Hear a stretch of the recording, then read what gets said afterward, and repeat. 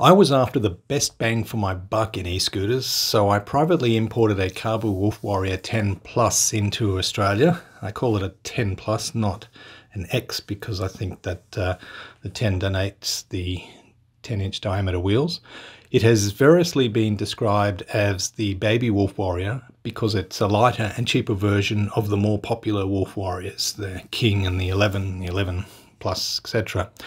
For me, it was the ideal e-scoot featuring dual stem stability, a rugged build and high performance, but still not too heavy that I could lift it into the back of my car. Weighs about 34 kilos.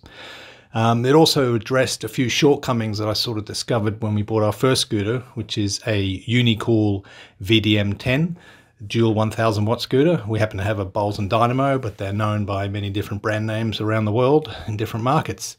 Those main shortcomings I noticed were a bit of instability or stem wobble due to the single stem design, the lack of smoothness of the mechanical cable operated disc brakes, and an abruptness to the acceleration from the trigger throttle.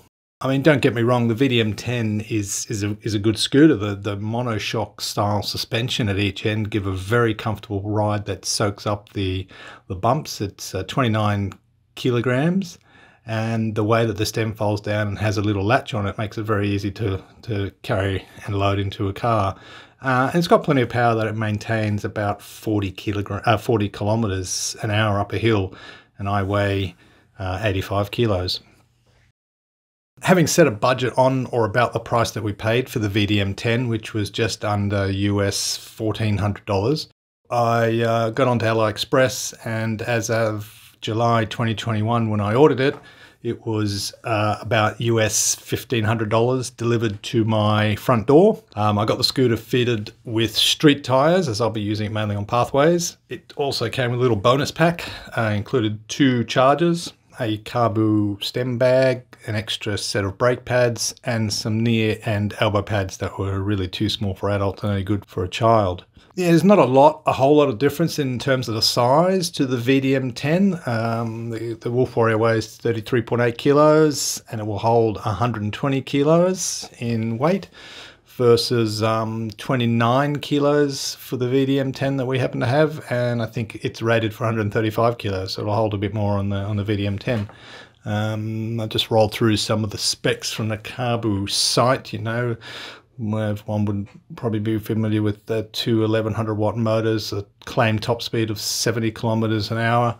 I've seen 61 on it, not really trying too hard at all, and they claim a 70 kilometer range. I think typically it's more like 50, maybe a bit more, depending if you ride it in dual motors and at what speed and all those sort of variables. Significantly, what I really liked about the 10 Plus is that it's got a sine wave controller. So just to reiterate, there's a 10 Plus and there's also a 10 Pro. The 10 Plus, the one I've got, it's got a 60 volt 21 amp hour battery, whereas the Pro has the larger 28 hour battery with name brand cells in it. The sine wave controller is said to be more efficient, offers more range, is smoother and quieter. If you have a look at the Kaabo website, there is a detailed information under their technology section, I think, about the advantages of the sine wave controller. And I note that sine wave is now available in the newer Wolf Warrior King GT models.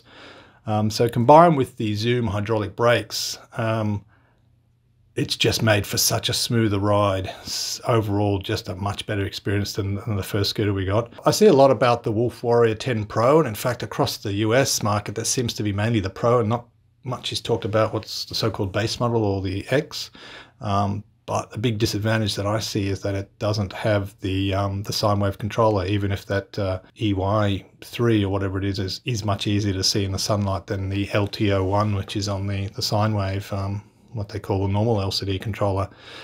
Mini mode is the EY3 display. Also, the base model, or the 10 Plus, is actually said to be faster, a little bit faster than the Pro, apparently due to 27 amp controller in the Pro versus 30 amps in the Plus. Side by side to the VDM-10 with 2 1000 watt motors, the VDM-10 got the jump on the Wolf Warrior 10 Plus. We did a roll-on acceleration test, both in gear 3 or mode 3, which is the higher speed. The Wolf Warrior 10 then accelerated past the VDM-10 within a couple of seconds, within like 1.5 to 2 seconds. I will say though that I had my Wolf Warrior P7, which is called initial acceleration. I had that set to 0, which equals soft. The other setting in that menu, P7, is strong, acceleration strong. I mean, I left it to soft because I'm actually like the smoothness, and I don't want a grabby throttle. I don't want it sort of jerking and twisting my neck as it takes off. I really love that smoothness, so I didn't bother changing that, but that might actually improve that initial acceleration. There seems to be a couple of running changes for the Wolf 10 Plus. The rear springs were revised with a new 6 coil versus the old one that had 5 coils. Run the tyres with 45 psi in both the scooters we have. Initial impressions on the Wolf Warrior 10 Plus. There are no steering stops, and when you turn the steering to hard left or right, you can sort of pinch the wiring at the front.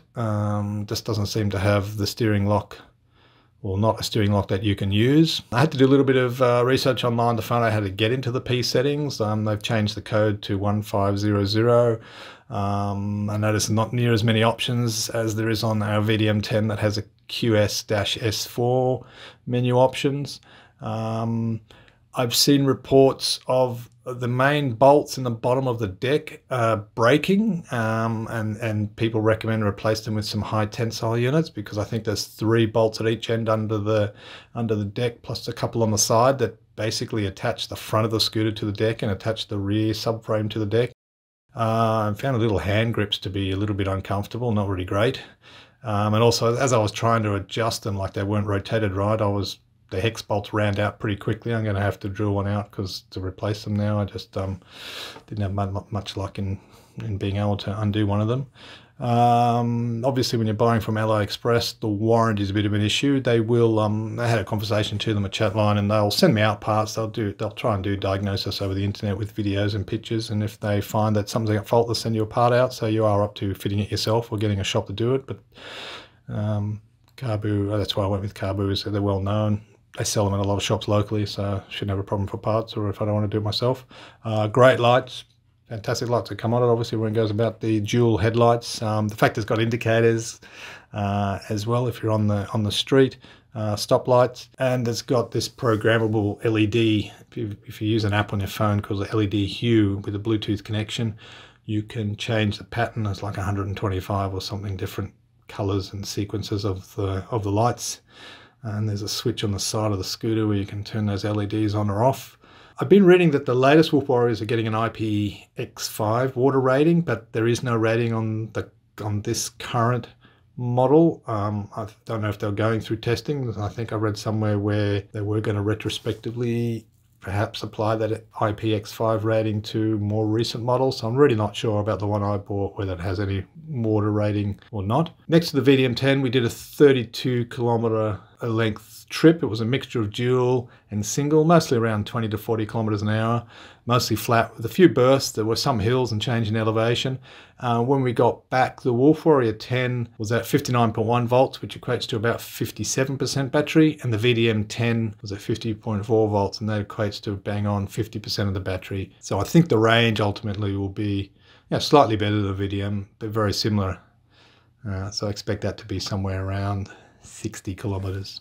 While the Wolf Warrior 10 Plus had a pretty beefy rear welded tubular subframe at the back there for your feet, more often than not your feet seem to rest right on the mudguard. You sort of got to be quite deliberate in placing your foot to the side to make sure it's on the metal subframe at the back rather than the guard, plastic guard. There does seem to be metal at the front middle part of that guard, but most of it's plastic. So it'd be nice if they just had like a couple of extra bits of steel welded in across the middle of that subframe, so your feet found that metal every time.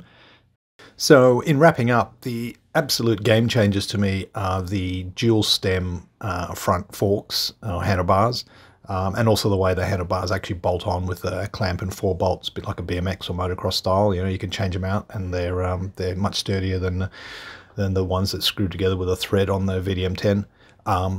Hydraulic brakes, we're actually going to upgrade hydraulic brakes on the other scooter, just so much smoother and less force needed to operate them.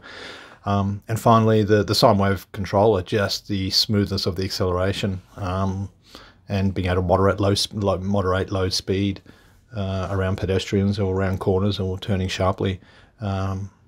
You know, the rest of it, the fact that it's a nice looking scooter in black and red, to me, everything else is a bonus. But they're the technical things that are just, I would have got 2 of these instead of that first VDM-10 now having ridden this one.